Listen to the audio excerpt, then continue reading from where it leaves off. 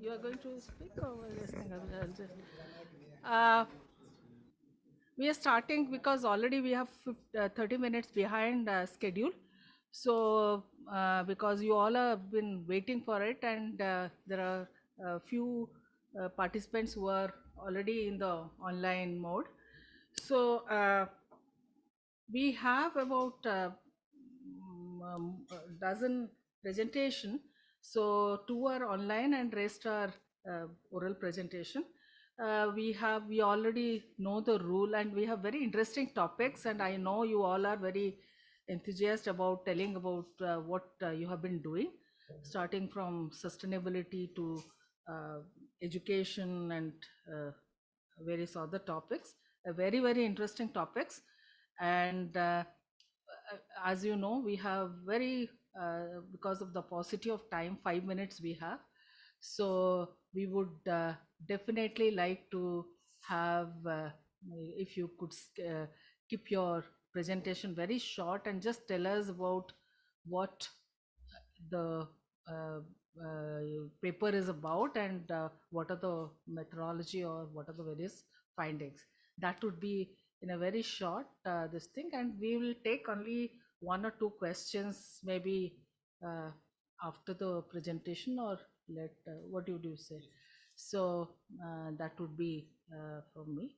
So my name is Suprabha Patnaik, and my colleague here is Avkash, and we would like to listen to you and this thing. Welcome to this presentation.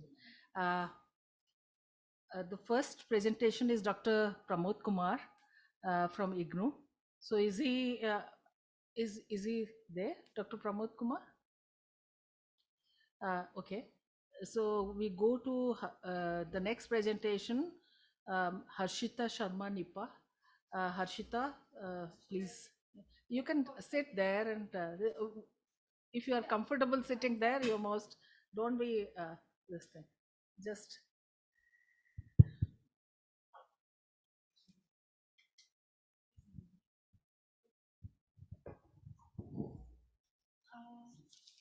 I'm quite loud, so I guess you'll be able to hear me.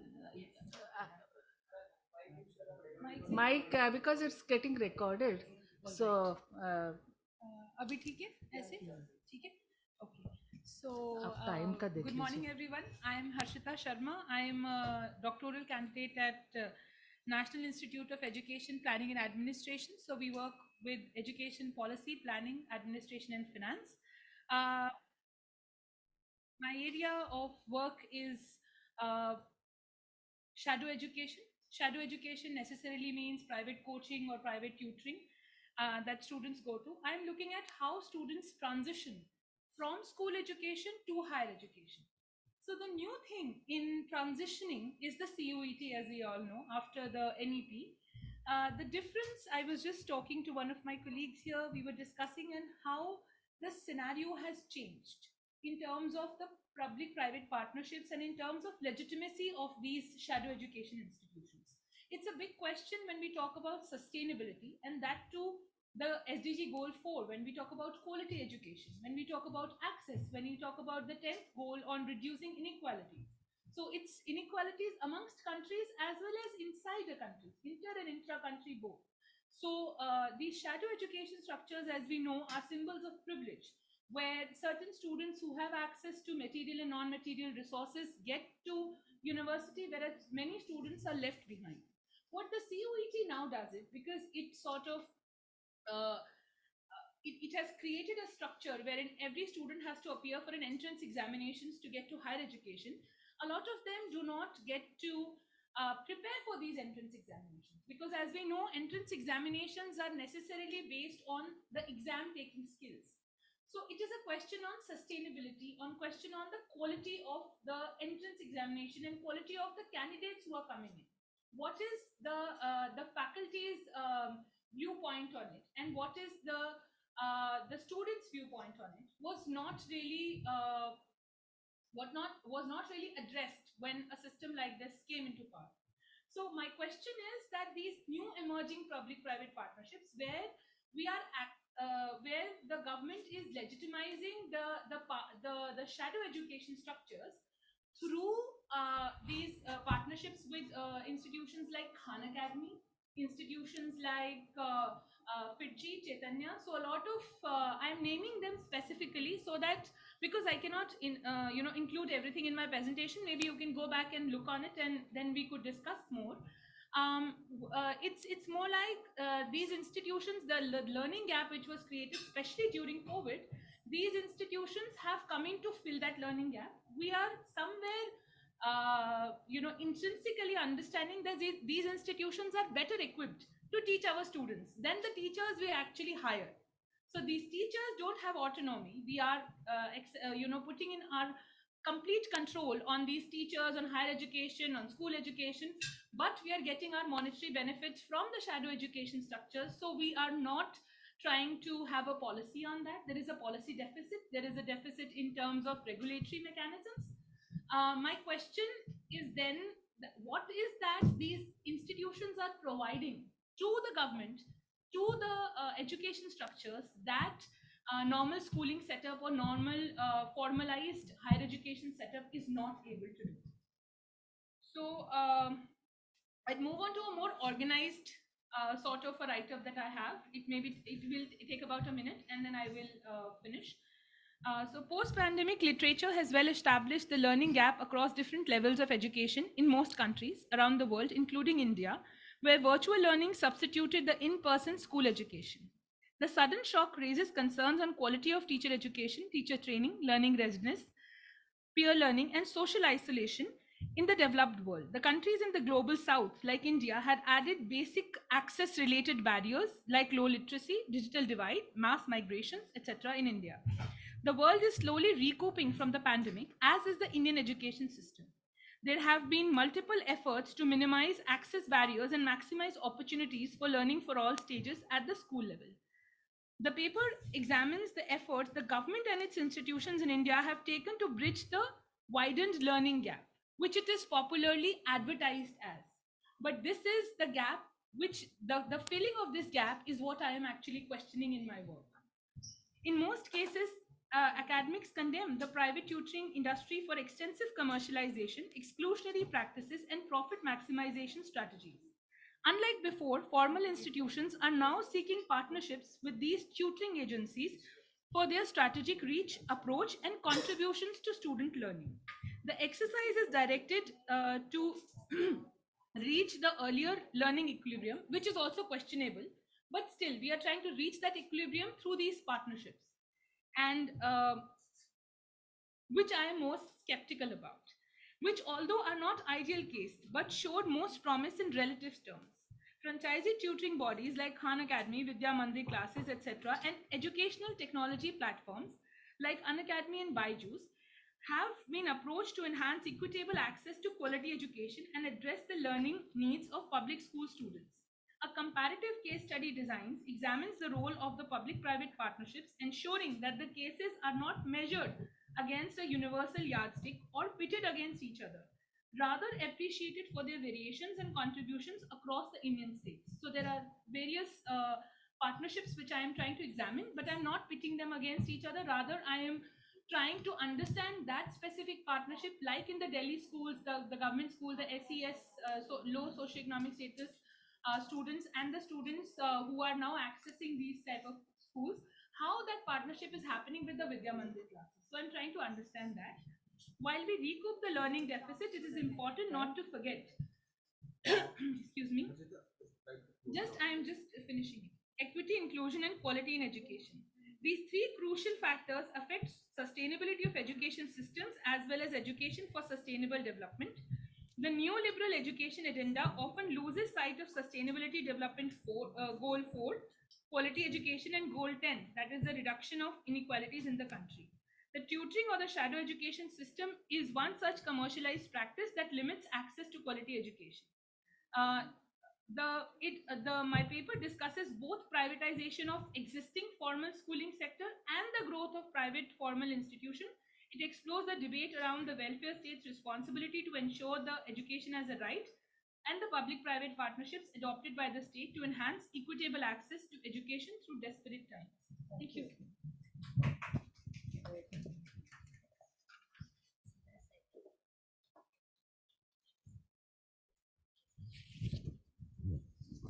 Yeah, thank you. Thank you, Harshita. It's a very interesting presentation. Please, if anyone has question from this thing, we could take one question, or we move to the next presentation. Yes. What kind of a structure can be proposed in the system? What kind of structure can be proposed to the system that it might be verified for the implementation? So, out of your study, what you have through the study, what is the Khan Teacher Center, whatever. So, FITG, etc. So, they are profitable company basically, and they are tying up, and people public are bound to go there because they are giving better education, and they are giving better results basically. Education, I wouldn't say better better Higher results. ranks. Yeah, Higher ranks in higher ranks, maybe yeah. I'm doing marketing properly Uh-huh. and making some positive view. Yes. So if you are going, suppose I want to present something to the government that this is my public private partnership, I will invest my money, and what will the term and condition? So what should I term and condition I should propose to the government so that they can come with us? What are their terms and conditions? What are my terms and conditions? So such kind of what you have in mind that can be verified before the implementation. The first thing that I have in mind is that we need to, before we legitimize the partnership, we need to legitimize the institution. We don't have a policy on the institution itself. When the policy of the on the institution is not there, it is bound to have more malpractices. We have heard of dummy schools and various other structures. So before the partnership structures, there is need to recognize these institutions as not as corporate mechanisms of providing education, but as dummy sort of educational service providers, which is important. Thank you, Harshita. Thank you. Can we go to the second presentation, Dr. Astha? Oh, Dr. Astha is from GGSIPU, and she is going to talk about sustainability education in higher education, a case for teacher education institution. Over to you. Ma'am, I have a presentation actually, so I'm can sure, I come sure. there or? Oh, yes, please do come in. Come here. Astha. You can sit there and. How will it connect? Yes. This mic is working.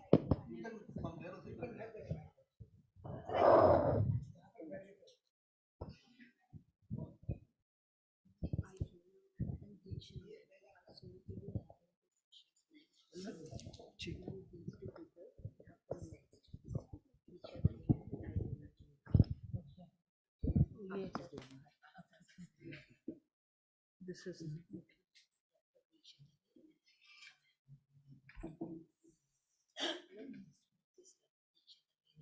Oh, sorry.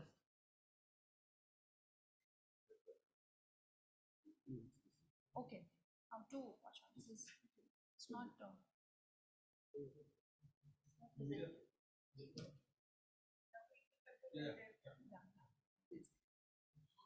A very good morning to the chair,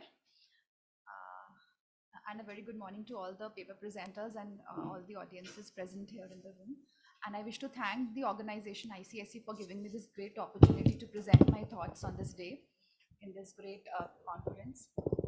So the title of my presentation is Sustainability Education in Higher Education, a case for teacher education institutions.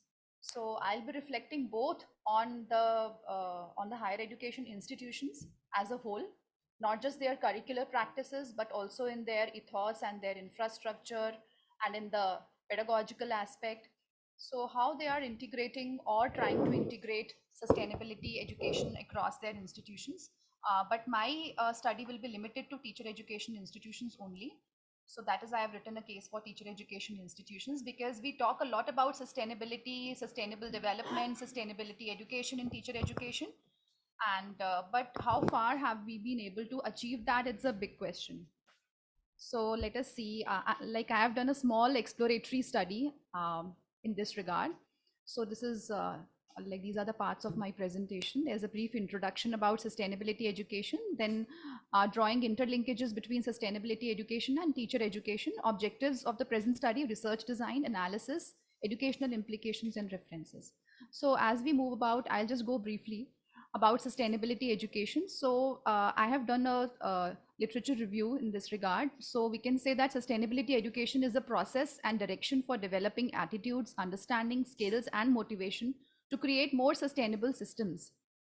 So how do we understand sustainability? First of all, that I wish to highlight that how do we understand? Is it just in the context of environment that we are trying to understand, or is it I don't know. Okay. So is it just in the context of environment that we are able to understand sustainability, or is it a bigger idea? Is it a bigger umbrella term for all the initiatives that we are taking in our institutions as teachers, as as an our curriculum designing processes, in examination or pedagogy? So sustainability education involves both cognitive and affective abilities. So it is not just in the cognition, but it is also in the emotional aspect. It is also in the analytical and creative thinking, the collaboration we do with people, the reflection that we do, the courage and the perseverance. How much courage a teacher has to take up such issues in the classroom is also one of the important aspects of sustainability education. So our National Education Policy 2020 has also written in its vision statement, it has also highlighted sustainable development and living for global well-being and for being a truly global citizen. So sustainability and teacher education, how the two are related. So I have found in the studies that teacher education programs often fall short of their potential when it comes to sustainability education. They are not being able to integrate sustainability effectively in their programs, effectively in their curriculum, or in the practices, or in the institutional level. So here are the objectives of my study: to collect and analyze the responses of pre-service teachers and teacher educators towards the integration of sustainability education within their curriculum and practice, and also to draw implications for teacher education institutions. So the present study is a qualitative study and is descriptive in nature. I have taken a small sample of 30 pre-service teachers who are enrolled in teacher education programs post NEP 2020. Okay, those who are in the course which has been designed after NEP 2020, and the responses were collected using a Google form. A questionnaire was designed, and the responses were collected. So more than 95% of the respondent pre-service teachers can visualize a direct link between sustainability education and teacher education. So that means teachers are able to recognize that link. But 74% feel that teacher education programs effectively integrate sustainability education, and 25% are not sure about the same. That means the sustainability education is not explicitly mentioned as part of their curriculum, but is implicit in some of the practices which only few of the pre-service teachers and teacher educators could think about. So, a holistic understanding with respect to sustainability seems to be lacking in the pre-service teachers.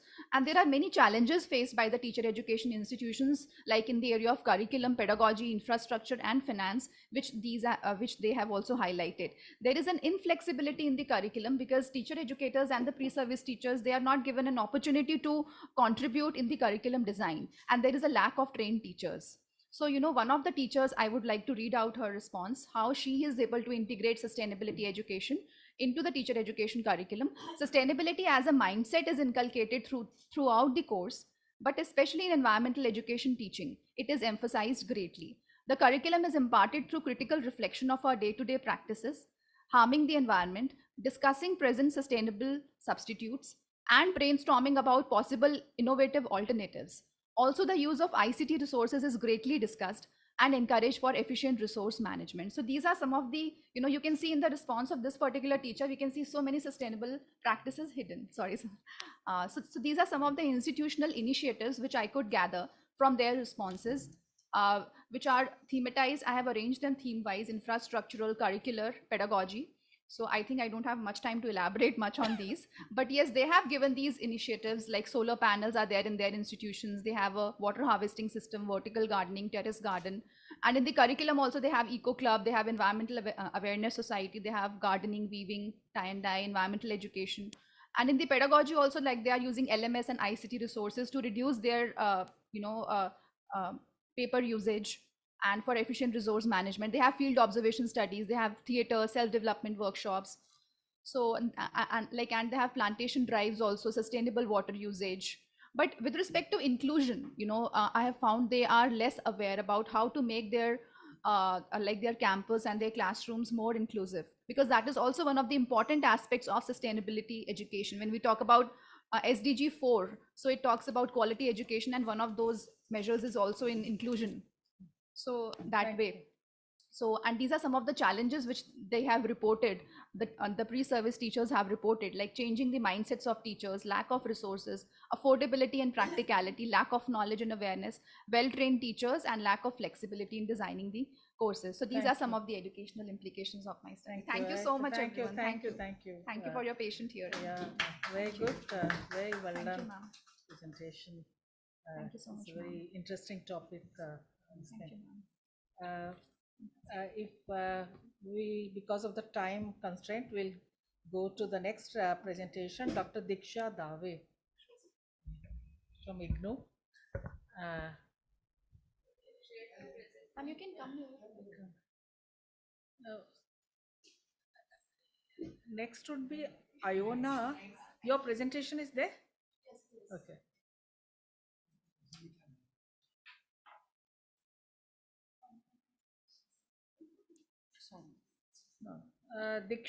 Dr. Diksha would be talking about National Education Policy 2020 and Sustainable Development Goals. Very interesting topic. And yeah.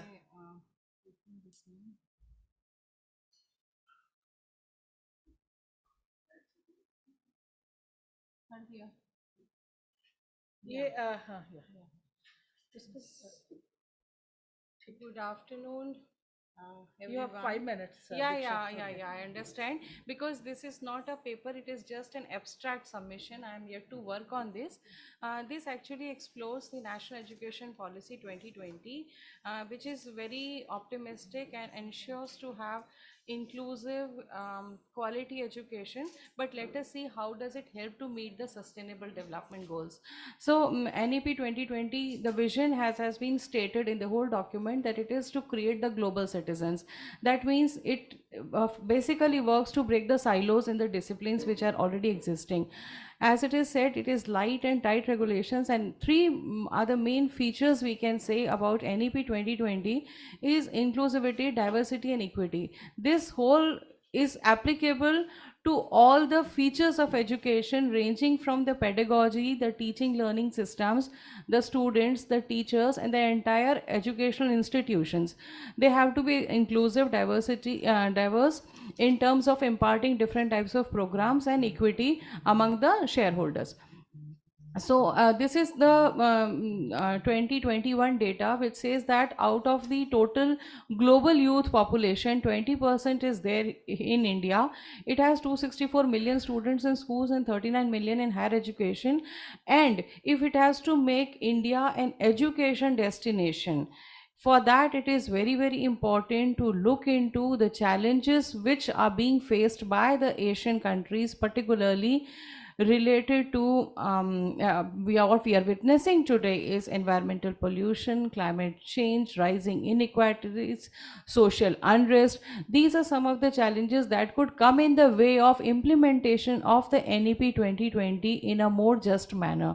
So when you look into these challenges, it becomes quite imperative that without addressing the fulfillment or implementation of NEP 2020, we cannot hope to achieve sustainable development goals by 2030, because when you look into all the goals, they are interrelated with each other.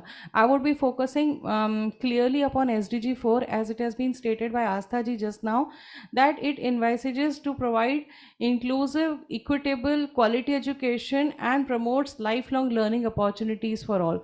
If you dissect this whole vision, you will come up with the different meanings that it has. Inclusive means taking care of the different people age, taking care of and taking the educational needs of the different stakeholders, likewise equitable quality and lifelong learning, because the dropouts, those who couldn't complete education at a certain stage of time, that also seek educational opportunities, and that has to be given in some form or the other.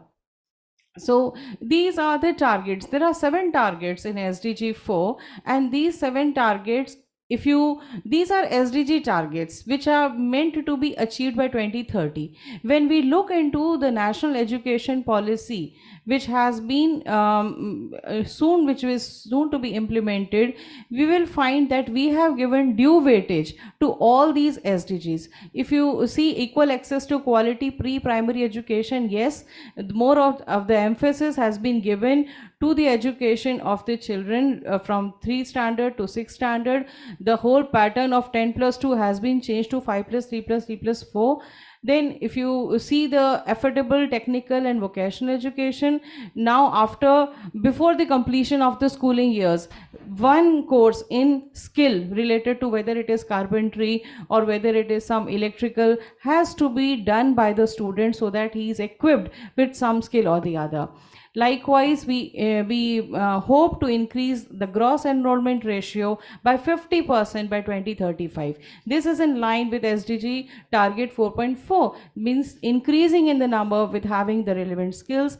And if further, SDG 4.5 is to eliminate discrimination in education. That is much being done through online courses, the MOOCs, the Swayam Prabha channels, the different online platforms that we have in today, so that out of the classrooms also the students are able to access the different programs and different learning mechanisms which are existing. National Foundation for Literacy and Numeracy has been proposed to be set up so as to achieve universal literacy and numeracy, and also sustainable development, sustainable lifestyles, human rights, health, education. All this is being entailed in SDG target 4.7. And I would not take much time because that was all about the education. I'm yet to work on this paper, but I would also like to see that how it is related with other SDGs. If we are educated, if the women is educated, how we can contribute towards increasing the health and well-being, likewise gender equality, and so on and so forth. All these challenges are to be achieved by modularity.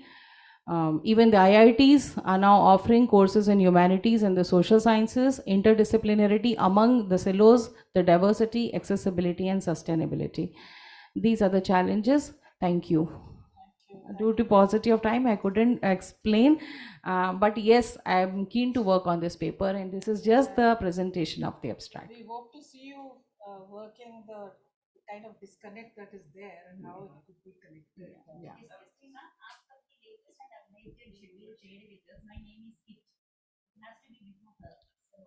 No, there was some request from. I have a session at 2 o'clock, the plenary session. So the panel discussion is there. Sorry So I to have this to. thing. She also has. One question is, Yeah, yeah. Please.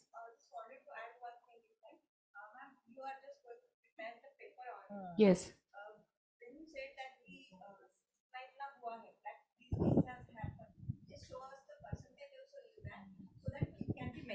So it can be measurable.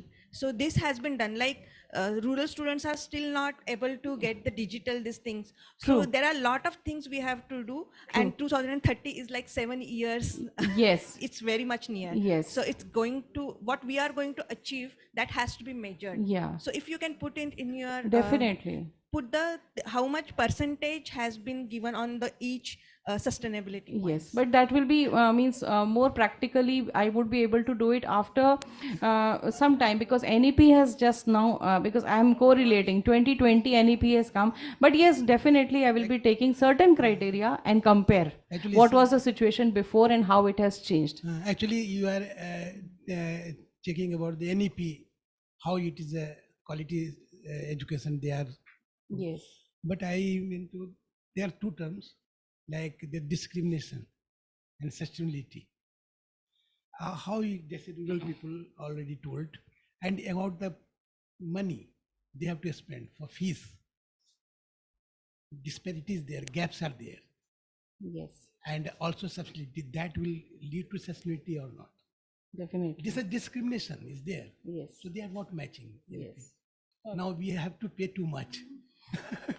It should De- be free. Education must be free.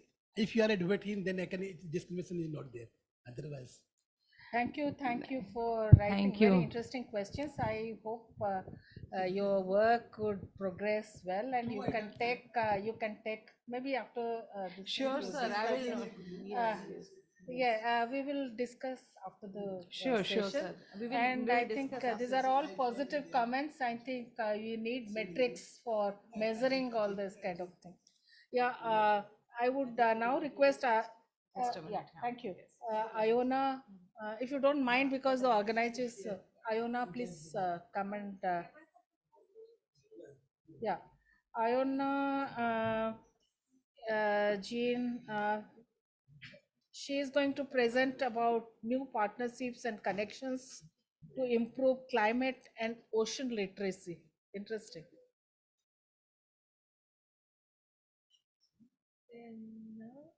This one, right.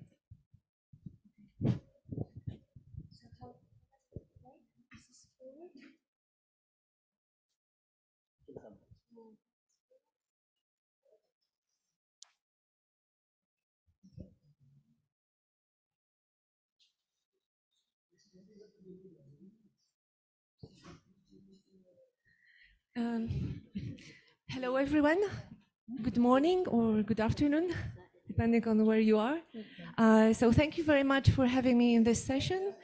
I have submitted a paper under the theme Climate Education and Literacy.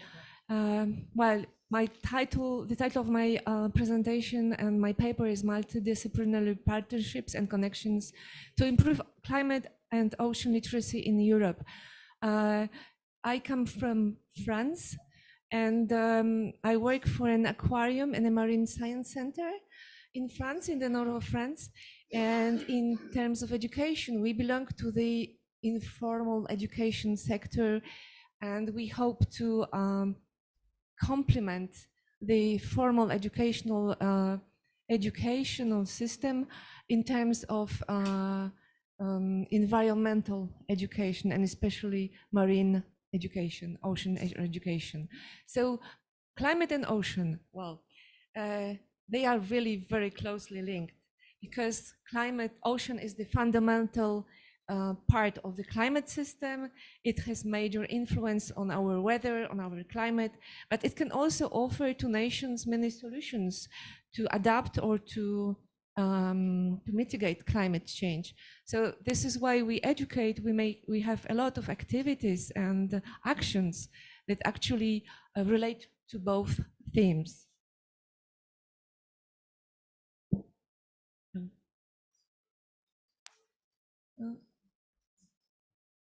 Does it work now?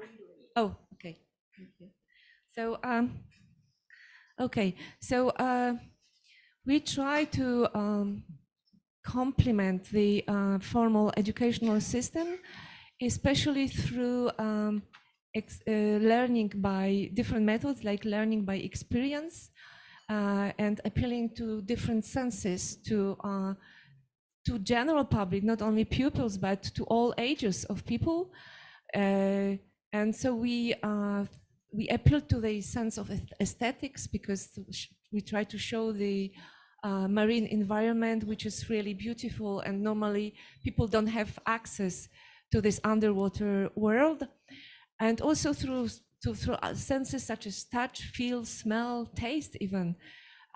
Because in this way we hope we will appeal to their emotions, and then when we appeal to people's emotions, we hope there is much more chance to actually change the behavior, or that learning stays with them.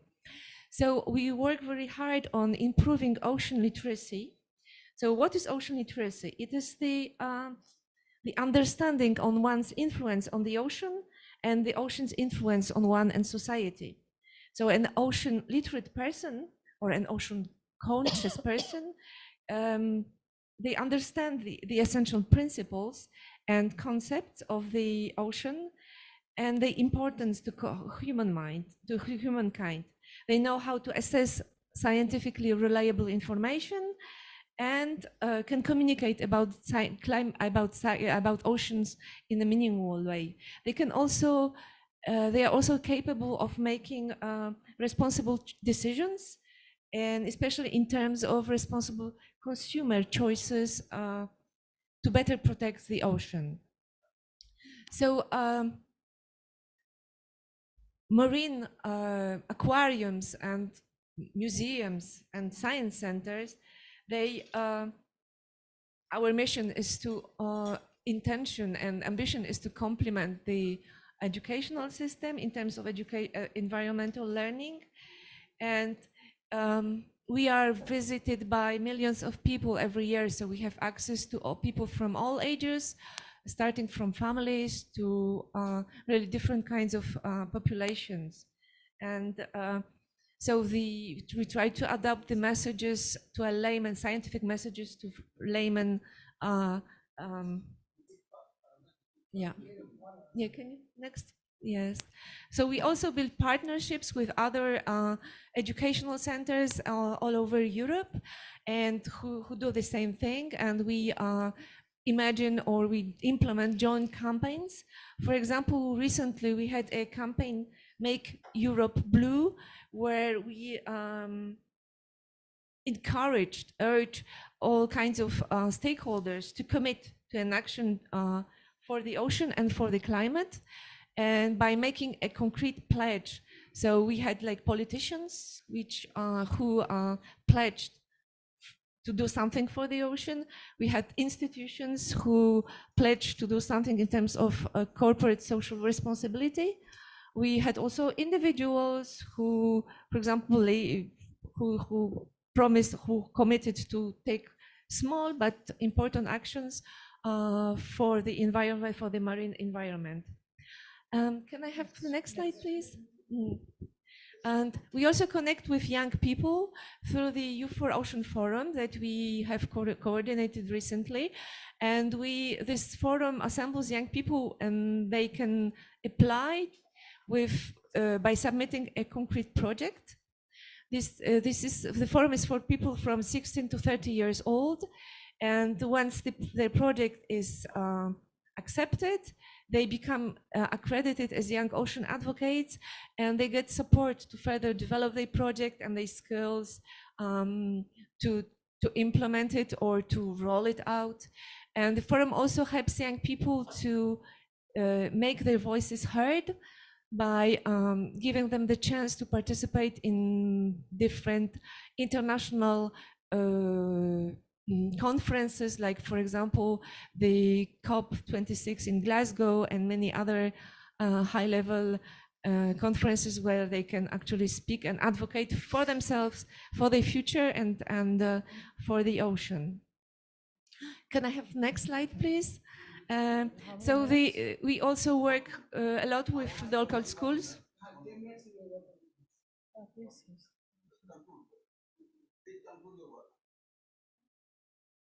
Sorry? Yes, okay. So thank you.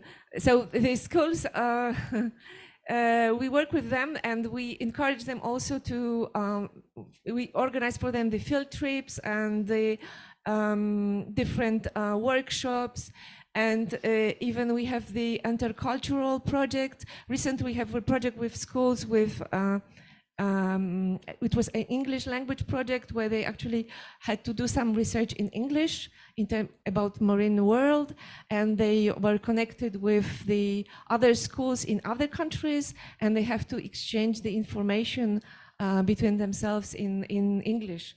So can I have the next slide, please? And then we also support startups with the Blue Living Lab, where for whom we provide the advice how to develop different businesses for blue economy, and we also provide them the technical support and the way where they can train or where they can actually test their products. And we have so far since 2019 we have supported 10 projects. Can I have The last slide, please. This should be your last slide, I think. Yes, it is. Okay, yeah. Yes. So, and of course, the last and by not least, the we appeal to people through our exhibitions, exhibitions with the real animals, where they can see, learn about them, but also in animals in augmented reality, because now there are some many of them which are protected.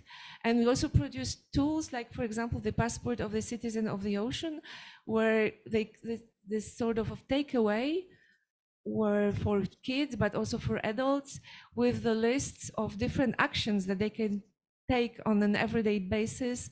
And so they can have it with themselves all the time. Thank you. Thank you very much for your attention. Before going to the next presentation would be Dr. Lisa, who's from GGI-SIPU. Additional protection to GI, a tool for sustainable future, a critical analysis through the prism of Article 23 of TRIP Agreement and Section 22 of Indian GI Act. It's a very interesting GI presentation. But Iona, before we start, I just wanted to ask what is the group you have? How many youth you have trained and this thing? It's not appearing there. Sorry. I can do this.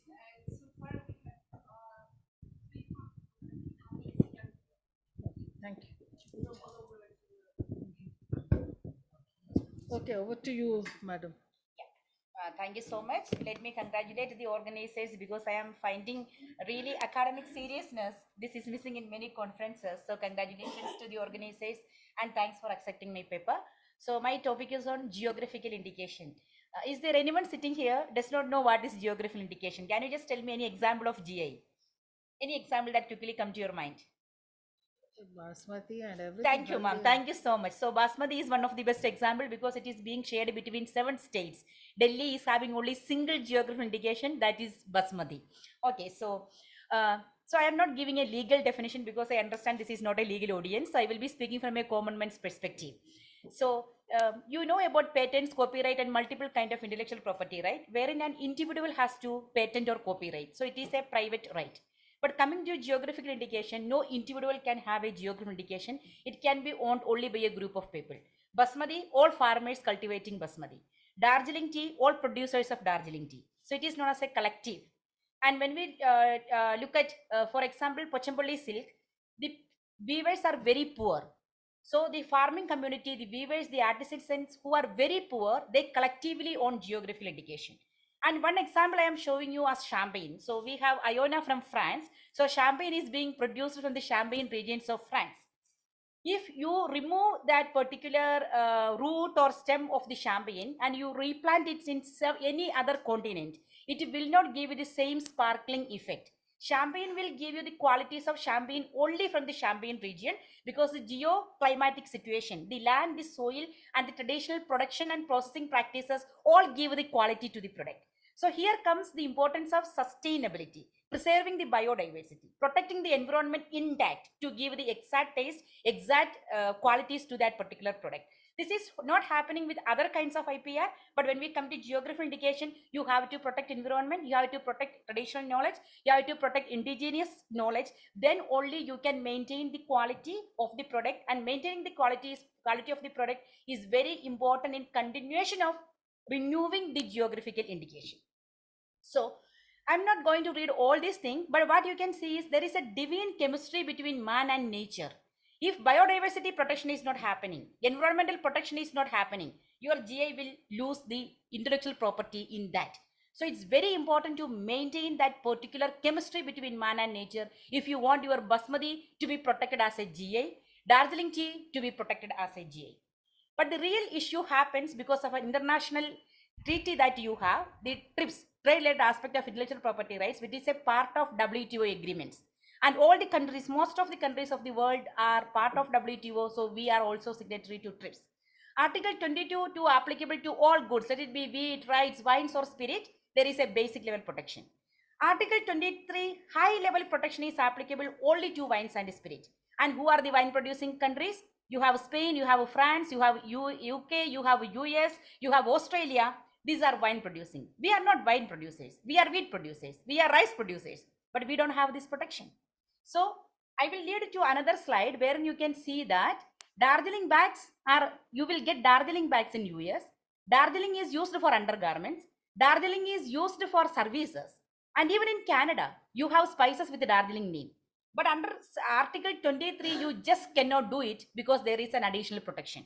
So your reputation is being used in all other countries so that you can do a free riding of your reputation. But wine producing countries which had political domination in WTO negotiations, they drafted Article 23 in their favor only for the protection of wines and spirit. So there is no legal justification. It's all extra legal and political justification what you can find in drafting Article 23 in this. So India was lobbying in international communities for the extension of Article 23. So in national level, we have section 22.2, where you can have additional protection for Indian goods and foreign goods as well. Because in India, you can register an Indian GI, foreign countries can register a foreign GI because it is globalization. This information I got through RTI from registry. I had to send them repeated RTI. Being a governmental member of Geographical Indication, still I was not in a position to get the information. I had to even bring influence after the RTI to get this information. So you can surprisingly see none of the product where an additional protection was granted by Indian government is belonging to India. It is belonging to 4 foreign countries. And from 2003, this act is in force. And we have 420 geographical indications registered, out of which only 6 products is having additional protection. That 2 are wines and spirit. So the very legislative intent of drafting section 22.2 for protecting Indian geographical indication is not being served by the executive and administrators. So there is a gap that you can find between legislative intent and the administrative and executive policy. So you can see we are rice producing countries, and in India we have more than 3,000 artisans. So we have 202 Indian handicrafts and 126 rice and wheats what we have registered under Indian GIs, and none of this, including basmati, is not being protected under section 22.2 because of the laxity of the administrators and the executive people who are working there. So as I told you, GA is a wonderful tool to protect natural resources and environment. If additional protection can be done, our fame and our reputation will not be used by foreigners. And this is a very important step which Indian government should take. So when we look at, this is my last slide. So when we look at the hurdles and solutions, only 420 registrations that we have, but India is a place of cultural patrimony. We have, as I told you, 3,000 artisans looking into various weaving and handicrafts. So as I told you, these people are very poor. They don't know about what is GI. We are illiterate people, so we know what is GI. So in France, do you know, the government is taking a lot of steps to educate people. You come together, you associate, you make partnership, and government is even funding them to register. Even in European Union, which is best performing GI, government is taking initiative to gather them together, they register, and even the post registration care is being done so that even in exportation, in exporting the goods also they can help. But in India, only the very first national GI fair we had before 2 days in Noida. That was the very first thing that we had. So there should be more proactive step the government should take so that we can collect the poor farmers, poor weavers. GIs can be registered, and even a post-GI protection can be given in order to augment their sale, in order to penetrate into international market, so that it is not only protecting our economy, but also it is a means and direct tool to protect the sustainability, the environment, and the traditional practices. With this, I conclude. Thank you. Very good. Yes. Very good. If you have no question, we go to the next one. Yeah. Yes, yes, please. We'll take one question. Iona, please.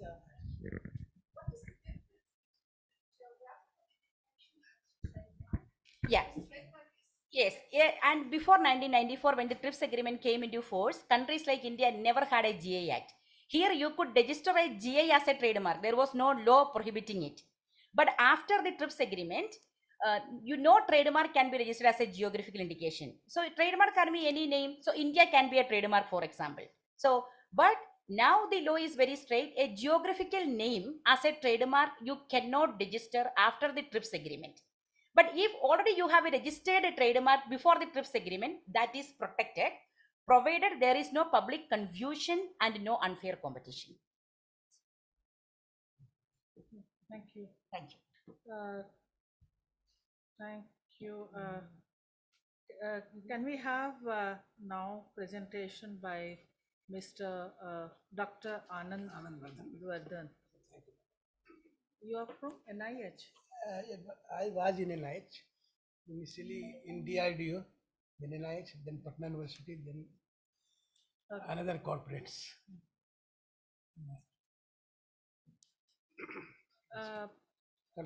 Dr. Lisa, if you can stay, maybe there are certain questions, if you can, if you don't mind.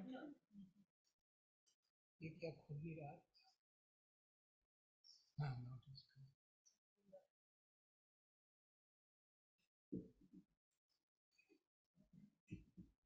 So you have 5.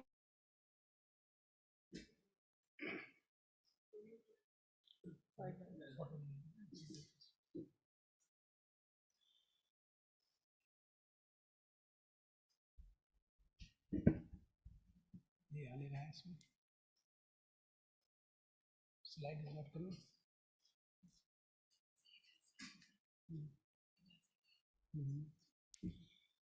My topic is education and water management for sustainability. Education and water, two attributes I have taken that can solve all the 17 the state sustainability goals, all the goals, sustainable goals. So basically, time is less, but you can see the social, economical, political, and climatic uncertainties have created this present problem. This prime time, I have this comprehensive consultation and established partnership to move in this direction. And science and technology institution we have to approach. They can do their own responsibility and help in this one also. Ladies are more vulnerable and important, and they are more near to water resources management. So we should take the education, good education, quality educations, women participation, and water resources management. Three sectors I have given focused and understood that it will help in this sustainable management of what we have targeted. We can see the prevailing status of water, climate, and education. This rapid urbanization has obstructed the surface flow and ground floor also water sources there, it has been depleted. Climate change is significant since 1980s due to rising trend of maximum and mean temperatures, decrease in snow precipitation, rise in liquid rain precipitation, upward marching of seasonal snow cover and glacier tongues, yearly snow melt and advance in glacier melt, the emergence of more mountainous glacier lake outburst. All these are due to this warming. The increasing trend of global warming and climate uncertainty over the last 3 to 4 decades is not natural, but it is due to man-made lack of scientific and ethical educations, and which left them to exploit the resources and consume fuel, forest, fodder, and grains heavily without caring the society, Mother Earth, and future generation to come. Deforestation and desertations are the major cause of climate degradation and precipitation anomaly, which can be restored through massive tree plantation, afforestation, and protection of trees. So children have more adaptability and awareness towards climate change and can protect their future by the plantations. So this SNAP Bureau of Indian Standard towards Sustainability, they have created one this a standard national action plan, and they have created they considered as relevant global and national trends in a standard should be set, and key areas should be identified, and there's priorities and subjects of a standardization should be done. So sector priorities and issues such as sustainability and climate change, innovation and technology adoption. In that, I think this women education and water resources, that is a much more important. To apply thrust and accelerate work on envisaged areas, seek cooperation, guidance and partnership consent of concerned experts and apex institutions, identifying their potentials and approach through feasible agenda items, highlighting mutual benefits and national interest. So yeah, I have just checked, is the path of sustainability, what is happening, disintegrated from family, either aligned with caste, intercaste religions, inter-religions or political group for grabbing the resources instead of managing it. At present, honesty and morals are not believable as their social fabric has been dismantled. Rarely anyone can extend a helping hand without money in return. Trust and belief are outdated words as far each silly matters one needs to have a stamped affidavit. Almost all people are engaged in legal court battle of various levels, making the issue of issueless matters which were supposed to be solved by mutual consent socially under panchayat or administratively through sensible executives. Filing the case is mandatory for each one without any justice. 2 dozen of judges here support thousand dozens of advocates. Okay, so petitioner and respondent are allowed but not permitted practically to present their case.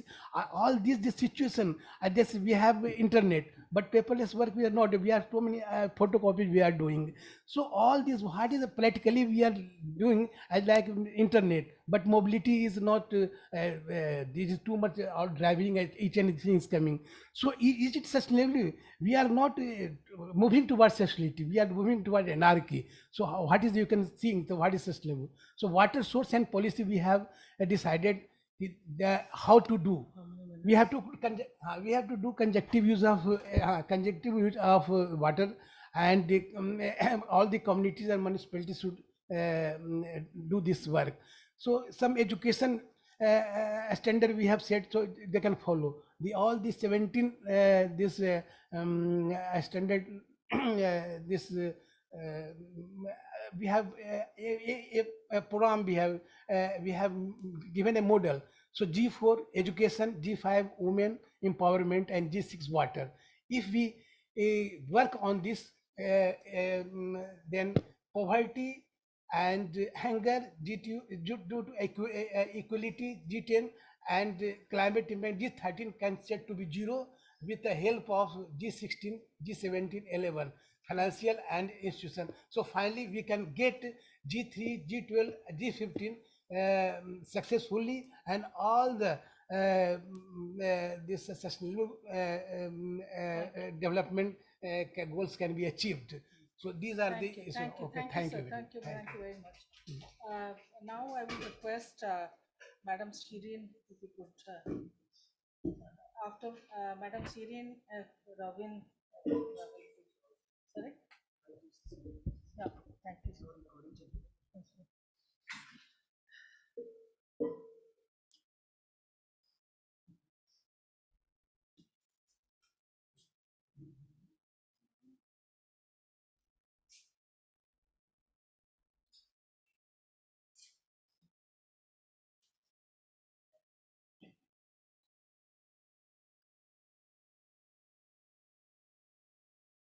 Okay, good afternoon, everyone. My name is Dr. Shireen, and I'm an assistant professor at Symbiosis International University. My subject is rainwater harvesting, need of awareness and challenges faced by rural people. So this is a study conducted in the Pune district, Munshi Taluka. Why the need of, I'm just going to brief introduction, why there is a need of rainwater harvesting. Like India's population is increasing and we are decreasing in water availability. As you know that we have only on earth 3% of fresh water only available. See, and out of that 60% is covered through glaciers and water caps, and on 30% is underground, and only 0.3% is accessible, which is on surface level. Okay, and which is available through rivers and lakes and springs. Okay, and but Rain is the only source of fresh water, which is natural, and without any access or without any cost, we get it. So we need to do work on this. So what is the significance of the study? So Pune district lies in the western Ghats of Maharashtra. It is more of mountains. So it is the terrain is mountains. So it is very difficult to have service deliveries and also to save the water. So the villages in this category comes Mawa, Mulshi, Velle, and both blocks. And I have covered Mulshi block. Mulshi block has 143 villages, which has highest rainfall. Okay, and after rainy seasons, villagers have started to face water problems nowadays. There are tankers coming in, and after November, the slowly till the summer, they have really have a tough time. There is a big question of hygiene in school students also, because if villages are not getting water, what about the school? The condition is not different. So the objective of my study is to understand availability of existing water resources in the villages, to know if there are challenges villages are facing due to water issues, and the efforts taken by villager and village gram panchayat for saving water. So the methodology is exploratory design, and it's a both qualitative and quantitative. Key persons were 131. These key persons are Sarpanch, Upasarpanch, former Upasarpanch and Sarpanch, then Gram Sevaks who are working there on ground, then Asha workers. These are the key members. Then interview schedule was prepared for that, and it was analyzed. What are the findings? You can see that almost 50% people are accepting that they do have a water problem, but 50% are saying that no, we don't have a water problem. This point will be, I will explain it further also. Now you can see in the at down what are the action plans they have taken. People who are saying that they don't have a problem, but what they do have a problem, or when 50% are saying they don't have, what they did to do the work on that water problems. You can see 24% are saying that we just did a pipelines or clean the wells. We provided water through pipelines. Then there are 21% are saying we have done nothing. Then there are 30%, 13.6% are saying that we have using tankers. Then they are accepting we are getting waters to tankers. That means we have water. So that kind of thinking is there. So most of the solutions which are implemented by village community are related to pipeline repairing or installing new one, or cleaning up wells, installing RO plants, water tanks. You can see that these are not sustainable solutions which they are, but they think that these are the water, we are doing something for water problem. Then water tanks or pipelines are getting water from river, well, or from dams or bandharas. Villagers are depending on Gram Panchayat for water provisions.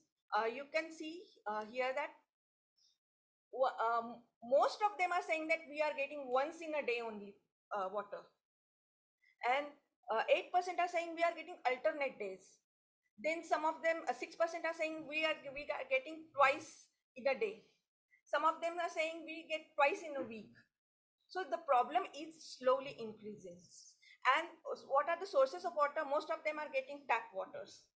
So tap water is controlled by Gram Panchayat, and they give it in this mode, like once in a day. If there is a water availability, once in a day. If there is no water availability, they decide the time. Okay. Then there is water tank in the villages. Then they do have rivers.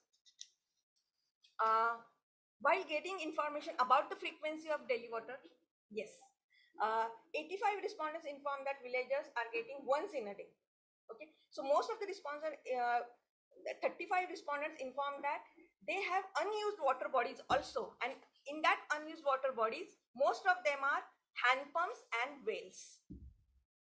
So hand pumps and wells are also not useful. Gram Panchayat have started, some of them have used government schemes like Rashtriya Gram Peyajal Yojana, but this is also a pipeline. Through this they provide the pipeline, but there is no sustainable kind of schemes has been used. And then what they have done for rejuvenation of water bodies? Nearly 50% respondents informed that they have given proposals, or they have informed they have given the complaints, but nothing has been done on that. Yeah. I will skip to the discussion awareness. I have okay. I will conclude here. What are the suggestions I can give over here? Is that the solution implemented by villagers to reduce water problem is not sustainable. So they should start sustainable solutions like rainwater harvesting. Then local government need to cover the wells and regular cleaning has to be done. That means rejuvenation of present water bodies. Then implementation of RWH projects need to be stressed. And for that, a good example has to be created, which can be multiplied by other villages. And they, after seeing the benefits of that example. Yes. And I think government funds should be allotted to people which they are not getting it. Okay. Some of the questions we could take during the lunchtime. Thank you. Thank you. I think I'm extremely sorry that most of our online participants are waiting for quite long. So we will start after offline and then we would start our this thing. Please bear with us. Yes. Sir, you have 5 minutes. Please. Okay, thank you, ma'am. Okay. So my topic is IPR and sustainable development from the perspective of developing nations. And I have divided this presentation into 4 parts. One is what is the importance of IPR and sustainable developments. And second is some few examples of IPR and sustainable development. And then lessons for developing countries. And the last part, it's my suggestions. So today, intellectual property we know has established its presence in almost all domains like the technology, the literature, education, entertainment industry, music industry, and everywhere almost like, and it promotes the inventions and technologies and for the economic benefit of the nations. So at the same time, some forms of IPR interacts and interfaces or even conflicts with environment and biodiversity, public health, or some human rights. So however, wisely used IPR schemes, we could balance our economic, environmental, and social needs, allowing prosperity for the present and the future generations. So IPR will promote the sustainable development for a better world, and IP will be a pathway for the sustainable development. So the SDGs indicate the interlinkage between IP and development by providing for a goal to build resilient infrastructure, promote sustainable development and industrialization. And IP plays no direct role in allowing sustainability. But if we consider the technological innovation needed for addressing some of the SDGs, such as affordable and clean energy, climate change, clean water and sanitation, then IPR has a great role in sustainable development for the future, and since IP promotes innovation. So IP encourages and protects many innovations addressing environmental challenges. So access to technology today remains a big challenge for many developing countries. And in the Doha Declaration of 2010, it promotes technology transfer as IPR principle for the access to technology. So technology transfer to developing countries will reduce developmental gap between the north and the south. So thus the appropriate IP protection can contribute to the economic, social and cultural progress of the world is by ensuring capacity building, technological learning and technology transfer across the borders. So few examples of IPR for the sustainable development is the transformation to sustainability, then intellectual property models for sustainable transitions, and another project which is funded by the T2S program is the BioLeft or the Open Seed, which is established through the Pathways Network. So some few lessons for the developing countries. And on the one side, we know IP enables development by encouraging innovations, but on the other side, it hampers by locking the inventions. That is, example is the evergreening of patents. So since 2009, many countries like UK Patent Office, US Patent Office, Australian Patent Office have started scheme to fast track the green patent applications.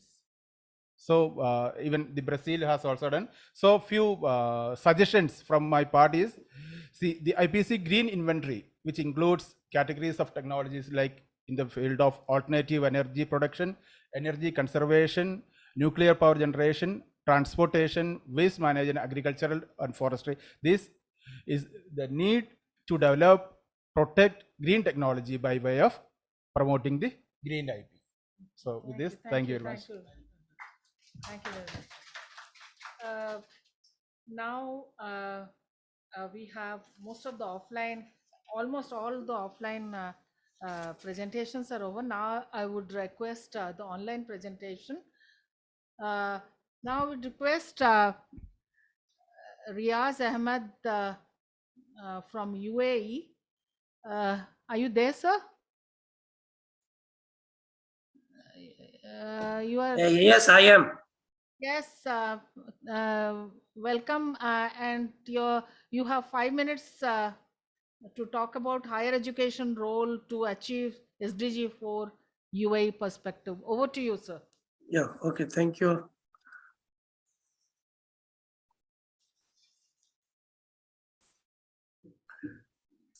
Can you see my PPT? Hello? Am I audible? Can you see my PPT? Yes, you are audible, and your presentation, yes. Yes, okay. And the thing is, keep it very short and 5 minutes. Yes, I will try my best. I'm a tailor. I know how to make the cap in a small size also. So we'll be able to do. Thank you very much for inviting me to speak on the topic higher education. Sir, could you make your presentation full screen? Yes, thank you. Yeah. Yes, great, good. Okay. So my SDG 4 is ensure inclusive and equitable quality education and promote lifelong learning opportunities for all.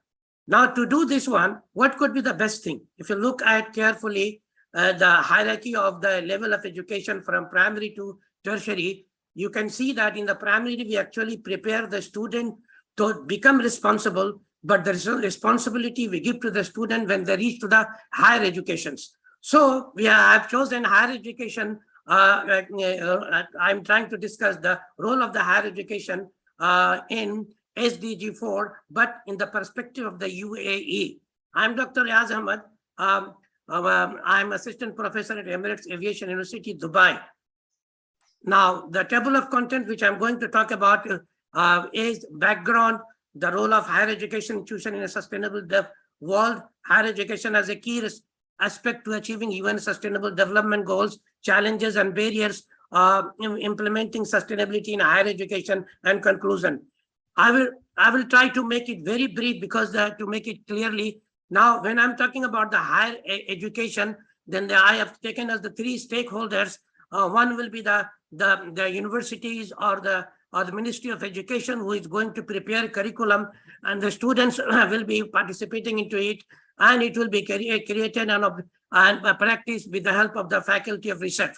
Now, curriculum is required to be created by the Ministry of Education, especially for the sustainable development, because many universities in the European countries have already started teaching sustainable development, and students are supposed to, through this curriculum, supposed to be made responsible to learn and preach this kind of sustainability ideas, and faculty is supposed to contribute to give the proper way of education to the students. At the same time, they are supposed to do research and find the ideas and technologies with the help of which they will be able to create a sustainable environment.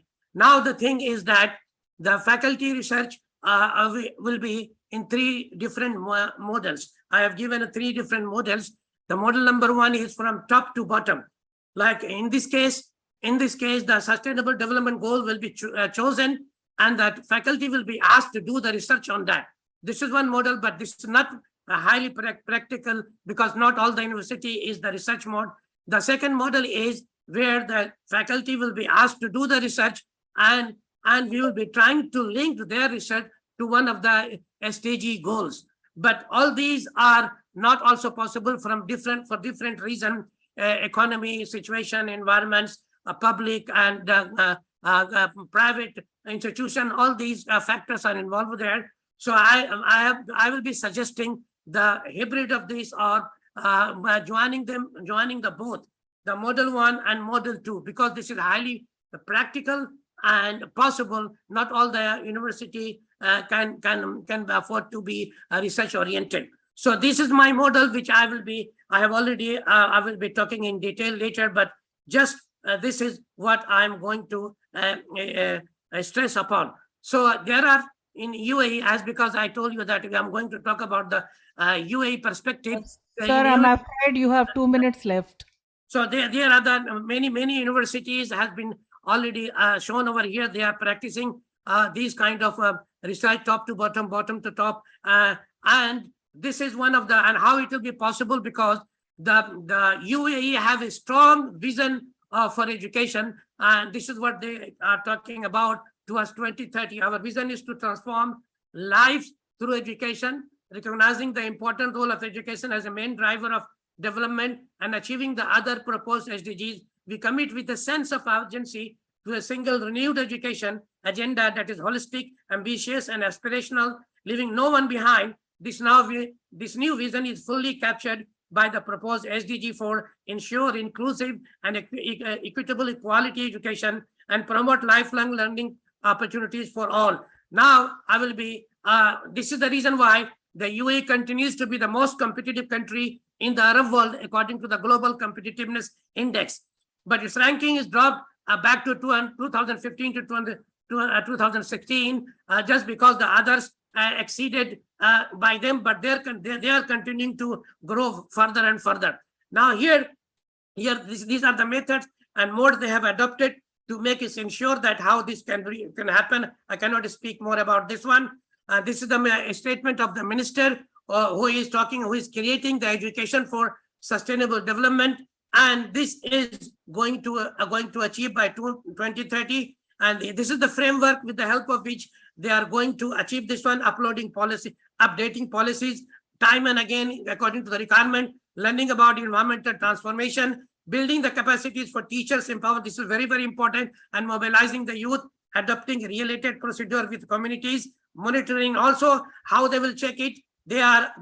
This is how the ministry has been assigned to look after each individual goal. So there are highly likely possibility that this can be achieved. Also, the goal. Thank you very much for your presentation, and it's very interesting from UAE perspective.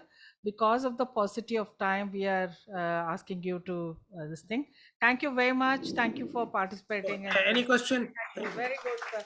So thank you for participating here, participating in this thing. Now I would request Amit. Can I request Mr. Ranil Titus from NIT Trichy? Good afternoon, ma'am. So, am I audible? Professor Ranil, are you there? Am I audible? Yes. Yeah, I'll share my screen right now.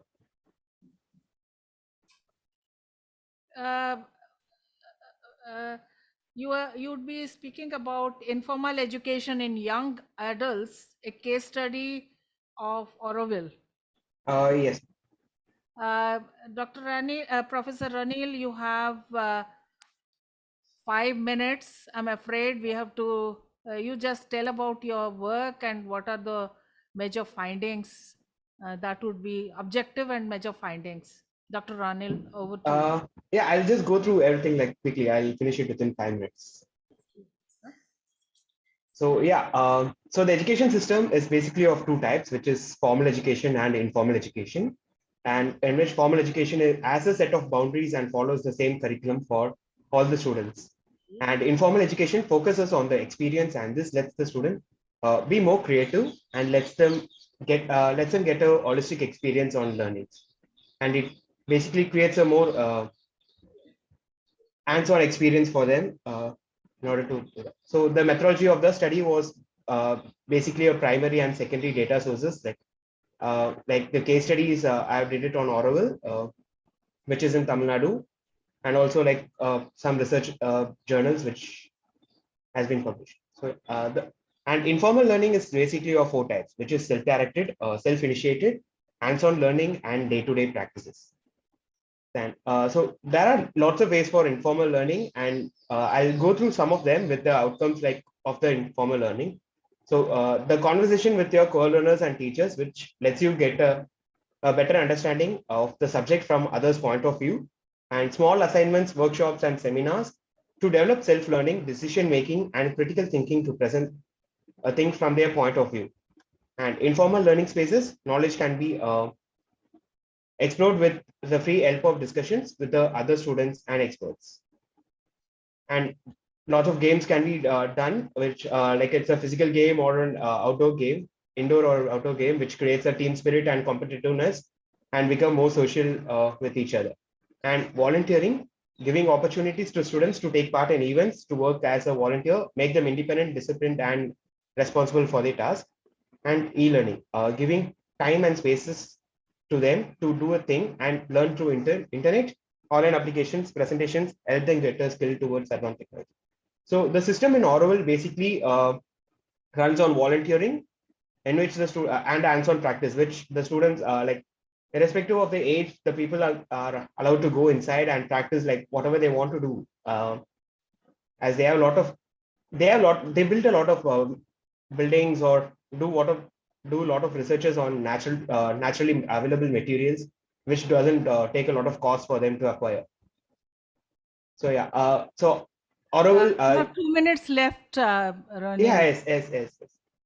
So the youth center in Auroville is an experimental township in Tamil Nadu. It acts as a place where everyone, irrespective of their age, can come together and explore, experiment, and create. And this acts as a small community by itself, where people can deal with like lot of different activities, day-to-day activities that they require. So all the project and learnings are self-motivated by them, and everyone puts equal contributions for all the works. So these are the principles of the youth center. So it is a place where people from irrespective of the age or background can come together in a positive way to unwind, work, learn, and play away from restrictions of home, school, and organized society. A center of attention and a focal point for the contact and collaboration between the young people in Auroville and the young people around the world. A space where social gatherings and communication, a venue for meetings, youth exchanges, plays, concerts, and fairs. A facility for vocational training where young people can learn real world skills by helping to develop and maintain the building and land, giving them the ability to actively contribute to Auroville's future. A place where people of all ages can get together to work on shared initiatives that will strengthen the bond between Auroville's youth and its adult population. So yeah, so this basically lets the younger society to learn about what happens in the later stages of their life. So it basically lets them train with their fellow adults who are a part of the society. They teach each other for the leadership skills and the development and the practical life skills and the community building. So yeah, so the limitations are the availability of resources, because the availability of resources can't be present everywhere in all the places. And active participation of youth is also a very important thing in this method, and also like minimal intervention from third-party personals, which will reduce the chance and the ability. Thank you, Ranil. It's very, very interesting, but I have to stop this thing. Yeah. Ranil. It's very, very interesting aspect working on the informal education and this thing. Thank you. Thank Can you. we go to the next presentation by Harsha from NIT Trichy? Hello, ma'am. Am I audible? Amalgamation of tangible and intangible methods and approach to sustainable education. Harsha, over to you. You have 5 minutes. This thing. Thank you for your patience for waiting so long, and you have to be. We have given you 5 minutes. Please. Yes, ma'am. Am I audible and can you see my presentation? Yes, yes, Yes, you are ma'am. very I'm very sure. I'll brief up my whole study. So, myself, I'm Harsha. I'm a student of Masters in NIT Tiruchi. I thank all the chair for considering me for the presentation, making me a participant among. And now, when we're talking about the education or the sustainable education methods, there are two. The main aim of education is considered as the most effective means to confront our challenges for the future. So now there are two. When we're talking about education, as my friend said, there are two types of education. One is formal and informal education. Where formal education deals with a direct approach or a statute or a standard body, where informal education doesn't have a standard body. So now, after post-COVID scenario, the system became in such a way that everything became digital, and people, the elder generation or younger generation, they forgot the skills of the skills of using your hands or a direct approach towards things. As the rest of the things, as life became easy with the digital thing, they're forgetting about main essence of something. So how do we confront that? How do we make people engage in their education for a sustainable approach? Sustainability is something that came from a Latin word sustain, where it states about improving the quality of life by balancing environment, society, and economics. So how do we do it? And there is a means called there are two types of approaches. One is approaches in education. One is tangible and intangible education. Where tangible education is something that is visible, or something that is forwarded, where intangible culture or intangible method is something that is only experienced through culture, through knowledge shared, or through skills that you have been practiced. So and then I used the case of architectural study or the field of architecture to explain a better way of this. Where in architecture there are two types of things. One is the digital. Now when we are in a more of digital era, we are doing all the things in digital, all the things through digital means. But when we are coming to the execution part, we're forgetting how to use, or how does the things works in a practical approach. So how does this tangible or intangible means works in architecture? In architecture, it was differentiated into two things. One, the building or the construction elements, and the thing that intangible architecture deals with the techniques, the skills, the methods, or the tools used, and the craftsmanship, where it is more important to learn intangible methods to prove to make your building or your study a bit more stable.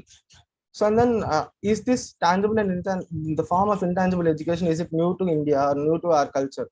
No, it's not. There are a lot of there is a term called vernacular architecture. People use the older methods, or the methods that are that were back used by our ancestors to create a sustainable living. Where in terms of sustainability, they doesn't have to use more of a academic resource. They only have to use the natural resource that is available next to them. And then in the modern era, what's happening is people are, yes ma'am, Harsha, you have only 1 minute yes left. ma'am, I'll finish off, ma'am. And then in the modern era, what's happening is people are going into more of a newer approach, but we are forgetting about the things. So my approach for this education, to make it sustainable, is to merge or to amalgamate both of the things, where we can include the people around our community, or the local people who are more well versed in that skill, into our formal education, so that the people who are studying in the present generation also knows about the older things, or their the ancestral technology, so that they can carry it to the future. That will be an approach not only for architecture but also for other departments, for a sustainable living and for a sustainable society. Thank you, ma'am. Thank you, Harsha. Thank you. Thank you, ma'am. Thank you very much. Now I would request the next one is Vishwanath, Lahari Um, Vishwanath, L. Vishwanath. Hello, ma'am. This is Lahari.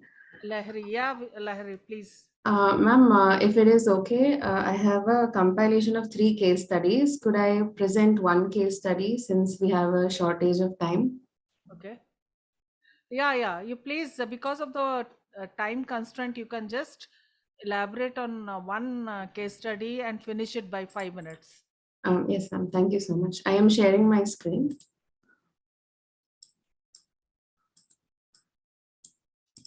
Your topic is Sustainable schools being a good sustainable role schools model. being a role model. Yeah. Okay, I'm going to start. Thank you for the opportunity. So I would like to talk about how sustainable schools are a good role model for students to learn and practice sustainability. So if we can take a step back, what do students do in school? So of course they learn, but apart from all these things, they talk, play, listen, experiment, explore. These they have these valuable experiences as students, and they are going to take it forward for the rest of their lives. So I feel this age is the right time for us to teach students to practice sustainability as well. So schools that realize the need, importance, and relevance of sustainability, they would teach about sustainability by organizing classes, lectures, or activities that are dedicated to sustainability. Whereas sustainable schools, they have a very holistic approach which encourages students to practice a sustainable lifestyle and provides a good infrastructure which offers comfort and well-being to them. So how to have a sustainable school? There are so many strategies and steps that can make a school sustainable. So a few of them are to design schools by keeping in mind the climate, context, and function. Um, they can use climate responsive strategies and passive design strategies to achieve thermal comfort and visual comfort, use locally available materials, harness on-site renewable energy, and teach them the importance of reduce, reuse, and recycle of waste. So why we need to design such buildings is because already buildings are consuming 20 to 40% of the world energy. So if we make buildings sustainable, we can reduce the energy consumption by 30 to 80%. And India also has a shortage of schools. So the upcoming schools should be designed sustainably so that energy consumption is less. And furthermore, we can have reduced energy bills and provide financial security to such schools by also it can improve the overall well-being of students. So this is my methodology. I've chosen 3 case studies and different case studies with different location, climate, and context. And the key factors that I've studied is climate responsive design and passive design, and most importantly, focusing on thermal comfort, visual comfort, and acoustic comfort. Also, aspects of harnessing green energy on site. So this is one such case study, which is an Indian case study. It is Avasara Academy which is a residential girls' school. So it is designed with an optimum orientation without altering contours much. It uses concrete and locally available stones. It cantilevers and uses bamboo screens for shading so that the building doesn't get heated up and students are comfortable inside. And along with classrooms, there are corridors and outdoor spaces and such interactive spaces, which are also comfortable and not hot in this area. The building is also very openly planned. So there is an ample amount of Lahari, you have 1 minute left, but your PPT, you are not showing your PPT, not rolling. Sorry? Your Is it PPTs are not? not moving, no. So but you have Um, 1 minute left, so we can't help it. Like I am moving the slides. Is it not moving? No. So something is wrong. But the thing is, we could hear you, and this thing is just conclude your last slide because you don't have time. Okay. Okay. So I would like to conclude by saying that these case studies that are in the paper, at least, they are designed using passive strategies and climate responsive strategies, and they have a vision to achieve sustainability. And each and every step or strategy taken helps in progress, and it doesn't deplete our resources. So we can't, keep giving excuses of lack of technological advancement or lack of budget or minimal resources, because these case studies are excellent examples where even with different budgets and climates and difficulties, they have managed to design sustainable schools. So we are to opt for such strategies which don't drain resources and are not harmful for the environment. Thank you, Yeah. thank you, Larry. Thank you. You are a Thank student? you. Or I'm a research scholar, ma'am, at NIT Trichy. Thank you. now I would request Vishal. Yes, ma'am. I'm here. Just. Yeah, Vishal. Yes, Vishal, and Yeah. it's So about my screen is visible, or? yes, very much. And you have an interesting topic, but you have 5 minutes left. Okay, So okay, you ma'am. just I will try my best to finish in 5 minutes. Okay. So I will start. My name is Vishal Shrivastava. I'm a Prime Minister Research Fellow in the Department of Design at IIT Delhi. And my presentation topic is role of natural fiber reinforced biocomposite in packaging sustainability and what are the future prospects. So I will start with a brief introduction. What is packaging? Packaging is basically the material that we use to protect the product or material during transport, use, and sale. And if we talk about the classification, so we can classify in the way based on material, product type, and application. If we talk about the materials, rigid plastic, glass, metal, wood, and other materials are basically used in the. If we talk about the based on application, so like different industries like food and beverage industries, healthcare and pharmaceutical industries, cosmetic, personal care industries are used the packaging materials. We can see in the pictures that top left side the perfume bottles and top right side the beverage bottles that is made from metal cans. So if you talk about the market and the material of packaging in India, so in packaging is the 5th largest sector in Indian economy, and it's the highest growing rate. It's a growing rate is the highest in other with compared to other sector.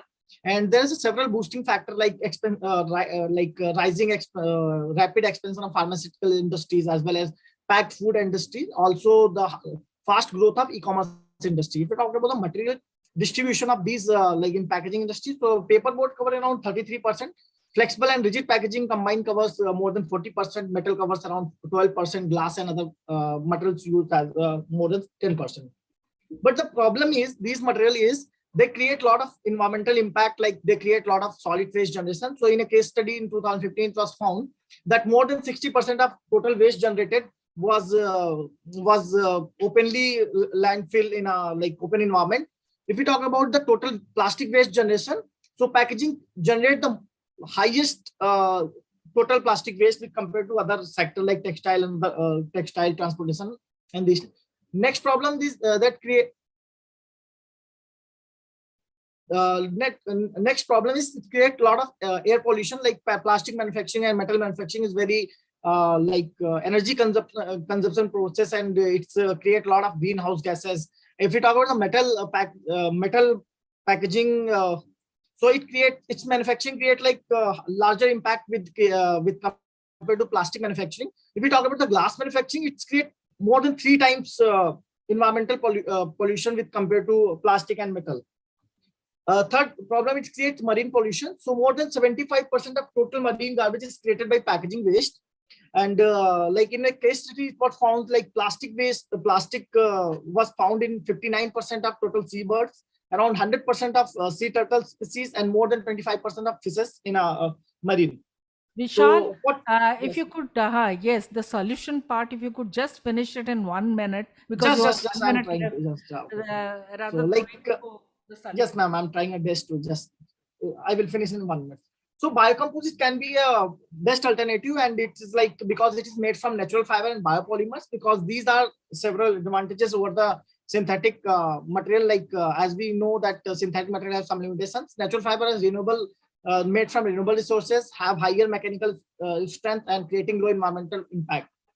So like if you talk about the REN, because REN, the biocomposite made from two materials, one is matrix phase, second one is reinforcing phase. Reinforcing phase we can use like natural fiber, like and they have several advantages: low density, environmental friendly, and it's various. So what are the challenges? Natural fiber based biocomposites have some limitations because till now they're limited in the market, because they have the very limited fiber matrix interaction, and we have to change through mechanical as well physical properties to make it more useful. So if we talk about the recent development in packaging sector, so if we can see the top left side, in food packaging, several like PLA based and food fiber based biocomposites have been developed, and top right side we can see that flex fiber reinforced biocomposite have been developed for beverage industry. In the bottom right side we can see that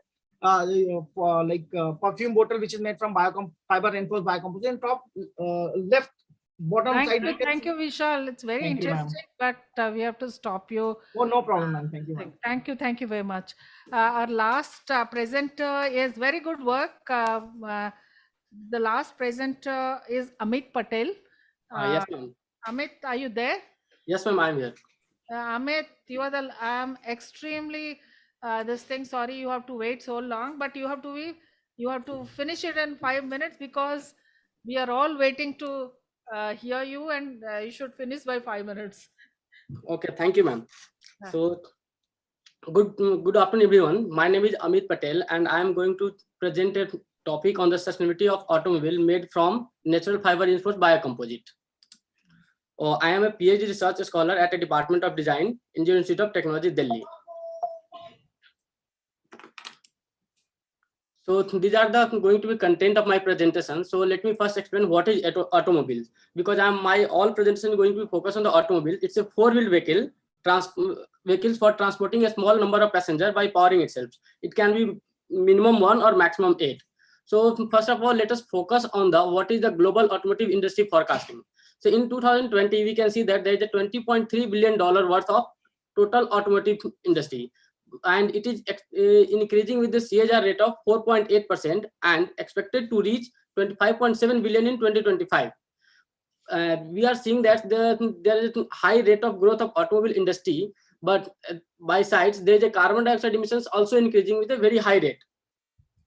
So let us deep dive into from where these emissions coming from. That can be come from the manufacturing, use, and end of the life.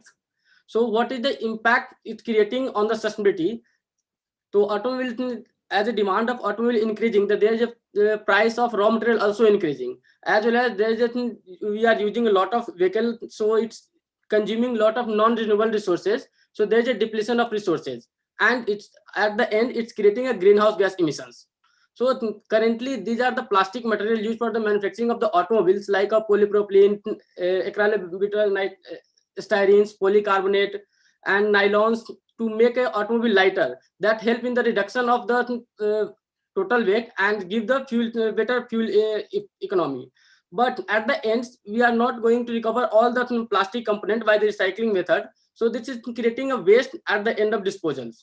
So here we have to come at the sustainability, where we have to integrate the sustainability at the earliest with the fast growing automobile industry to ensure its existence in larger time horizons, because it's cover all the aspects of sustainability, like social, economical, and environmental. So what is the solution? We can use the natural fibers such as flax, hemp, banana, jute, coir, cotton, sisal, this kind of fibers. This help in the reduction of total weight of the automobiles to make a fuel efficiency, as well as this is giving another side benefits. We are during the cultivation of these plants, it's consuming the carbon dioxide from the atmosphere, and it's cleaning the environment also. So some of the key features of these natural fibers are: it has a high strength, it is low cost because it's abundantly available, it has a very good high damping properties also. At the ends, it is the most benefits of the natural fiber, it is biodegradable. So some of the research has already done on the biocomposites, like for making the bonnet of the car, they have made the flex plant reinforced biocomposites, which giving the very high good impact strength as well as the lightweight. Some of the research also has been done to make the kinna fiber reinforced biocomposite, making the door interiors, dashboards, and underfloor of the components. So I am going to show some of the examples of components made from the biocomposite in the automobile industry, like door panels, cover, instrument panels, armrest, wrapping papers, door panels, dashboards from the this kind of natural fibers. There's flax, hemp, abaca, banana, jute, coir, cotton. This kind of fiber used as a for making a biocomposites. So many of the industry has already taken the initiatives like Mercedes-Benz.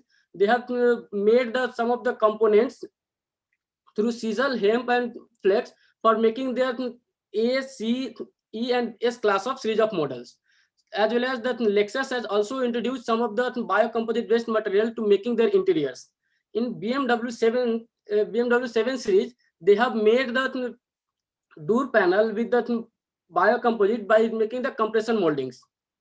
So still there are some benefits of the natural fiber based reinforced composite. It has some limitations also, like it has a high moisture absorptions, which will reduce the which will make the poor adhesions with the other composites.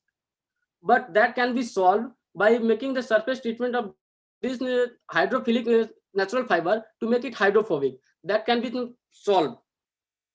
At the end of conclusion, I am going to tell you that developing a sustainable automobile industry globally, efforts are required by researchers, government, and automobile manufacturers to build scalable and viable technologies, policies, and systems respectively for the fast adoption of natural fiber reinforced biocomposite in the automobile industry. These are the references, and thank you to ICSE Mobius Foundation. Thank you for your presentation.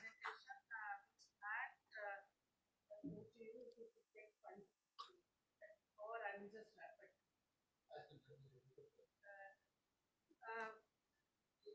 I think we had very interesting topic, and we had about 14 presentations, very enthusiastic group. There were 6 online presentations from from Trichy to UAE to this thing. It was very interesting, and we touched upon diversity of topics, and starting from IPR, GI to education, sustainability, education for sustainability education, national. So we had, as I said, we had very varied, interesting, enthusiastic topic, and some are, they're developing their research on those, and there are certain projects which they have already done some practical this thing. For example, Ashta and ma'am had done some interesting empirical study or those kind of thing. So in education we had very interesting topic, as I said, education for sustainability education, NEP and SDG Connect, teaching, learning, then higher education and SDG, informal education. And after that we have again a plethora of this thing about Iona talked about climate ocean literacy, and we haven't covered this kind of aspect, how they are mobilizing in Europe the youth and other communities towards the connect between ocean and climate. That was very interesting. Then we had looked about very field level study on how rainwater treatment what are the issues in those areas, water rich areas, Western Ghat, and what are the major problems in terms of rainwater this thing, and how the rainwater harvesting has to be done. Then we have looked at the tangible and intangible methods of sustainability education, informal education in young adults, and interesting place like Oroville. Then we have sustainable schools, higher education, and SDG 4 by our UAE participant. Then we have very enthusiastic students and scholars who talked about sustainability of automobile made from natural resource. What are the possibilities in biocomposite this thing?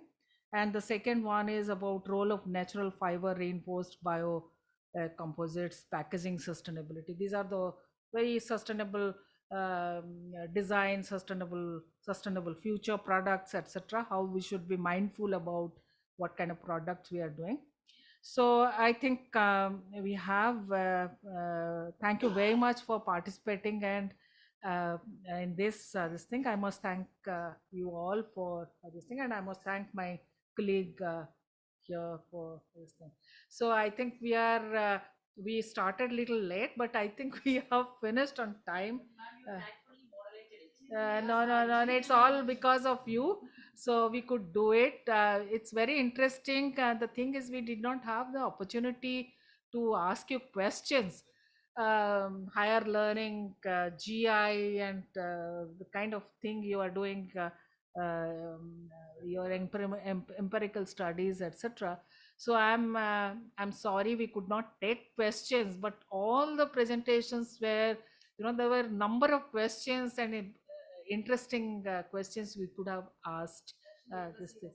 So ocean and the kind of thing, this is a new topic at all. So thank you very much, and thank you very much for your patience and this thing. Thank you. Thank you. Our Thank you very online much. Thank you very much. Yeah, it was really very nice. Participation was a kind of good thing. I will thank to Dr. Rambhuj, who accepted my paper very late, but I could manage to do it. But it was really fantastic. I listened to all of you. It was great work they have all done. So hopefully to see you again in any other. But question will remain, and it can be asked anytime else. But it was supposed to be done because. Definitely convey to Dr. Rambhuj, and thank you for participating, and we hope to see you in recent this thing. Thank you very much. Thank you all, sir. Thank you. Thank you, volunteers. Thank you. Thank you all. Thank you. आप लोगों को भी thank you. Those who are in recording and this thing. Thank you very much. Thank you. Can keep sitting. We always stand अरे here. नहीं ऐसे Okay, then people can sit. Yes. Yes. Both of you can sit, being the moderators. Simply sit. Yeah, I'm like you here. Yes, it's okay. But you had a difficult task. Ask No, you no, also not come. difficult Ask you task. come. We can give mobile to him. You can share later. Equality होना चाहिए. नहीं ma'am, it's okay. I can keep it here, ma'am, if you don't mind.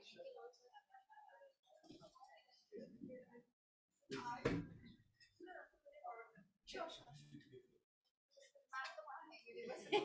And we are seeing for the first time here. We work in same building. It's like sustainable education in Jindabad.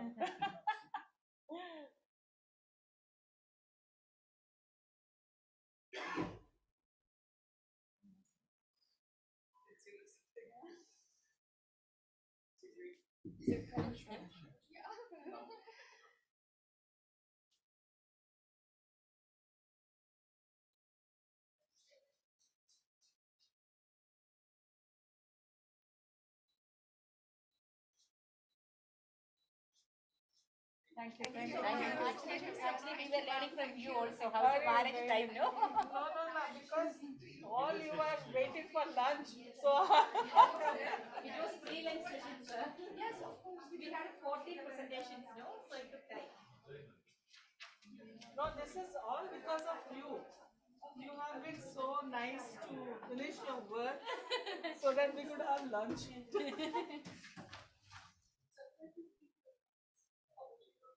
You are with Gurgovind. Yes. My colleague is there, Pradyut, NRM, National Resource Management. Okay. Pradyut Bhattacharya. Yes. We work together, and I was at IIM, Indian Institute of Forest Management, for 26 years. Okay. So